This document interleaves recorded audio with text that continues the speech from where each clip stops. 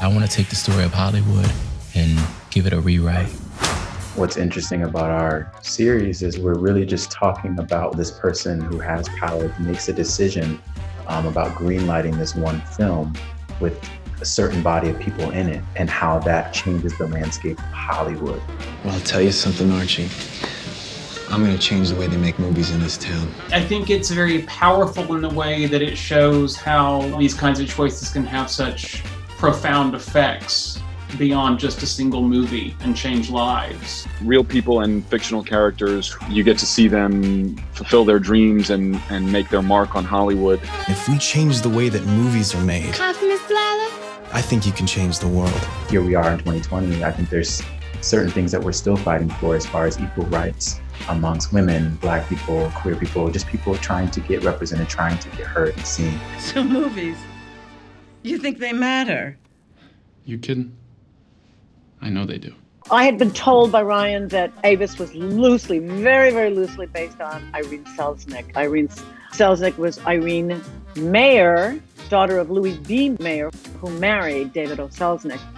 It must have just been an extraordinary time to be alive and to be at the beginning of an industry. Clark Gable, I used him as my muse, along with Scotty Bowers. Watching the documentary of Scotty Bowers was really fascinating. So if Scotty Bowers and Clark Gable had a love child, it would be Ernie West. I'll see you Sunday. Don't be late. I think there are definitely pieces of Ryan Murphy himself in the character of Raymond, in that he chooses to use film as a social justice crusade, as a way to paint the world of how it should be and could be. Explain yourself. What do you want me to say? Start from the beginning, why don't you? I learned a lot about what that time was like in the 40s for Black people in the South and the North, what type of movies, what type of screenwriters were out, Oscar Show, Langston Hughes, just the different people that maybe would have inspired Archie Coleman. This is our screenwriter, Archie Coleman. Pleasure to meet you. You're colored.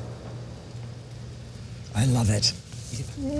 Most of my stuff was mostly about getting a feel for like the temperature of the city and how people dressed and how people moved.